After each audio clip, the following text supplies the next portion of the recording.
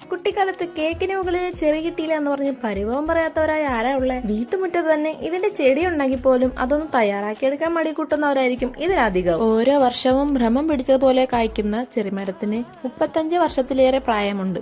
എന്നാൽ ഞങ്ങളാരും അത് തിരിഞ്ഞതുപോലും നോക്കാറില്ല. ആവേശമൂത്ത് കൊമ്പൊടിഞ്ഞ് കയ്യിൽ വന്നു. പിന്നെ പച്ചയും പഴുത്തതുമായിട്ട് വേർതിരിച്ചെടുത്ത് ആദ്യം അതിനെ കഴുകി വൃത്തിയാക്കി കറ കളയാനായി ചുണ്ണാമ്പ് വെള്ളത്തിൽ ഒരാഴ്ചയോളം വെച്ചേക്കും. പഴുക്കാത്തതിനെ അച്ചാറാക്കാം, പഴുത്തതിനെ നല്ല പഞ്ചസാര ലൈനിലേക്ക് മുക്കിച്ചേർക്കാം.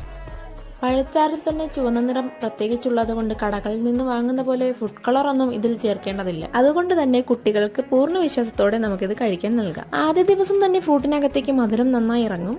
എന്നാൽ 2ാം ദിവസവും 3ാം ദിവസവും ഇതിന്റെ സ്വാദ് അധികമാകും. മധുരത്തോടൊപ്പം പുളിപ്പും കലർന്ന് ഒരു പ്രത്യേക ടേസ്റ്റാണ് വീട്ടിൽ തയ്യാറാക്കുമ്പോൾ കിട്ടുന്നത്.